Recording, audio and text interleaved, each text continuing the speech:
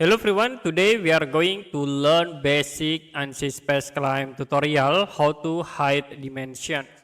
So for example, I will create a rectangle and then use Pool Tools to convert into 3D.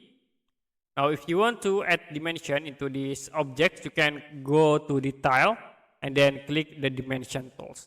For example, I will select up this face. Now you can click this edge to create the dimension. I will create again in the bottom here. If you want to create in the right here, you can right click and then you can choose the set as annotation plane. Now you can create the dimension and also in here. Now if you want to hide this dimension, you can go to the structure. In here you can see we have these two annotation plane. To hide, you can uncheck this annotation plane. The dimension will be automatically hide. I will uncheck again to hide the annotation plane. To show again, you can check this annotation plane. Okay, that's it for basic Ansys Spaceclaim tutorial, how to hide dimensions. If you have any question about tutorial, you can comment below this video.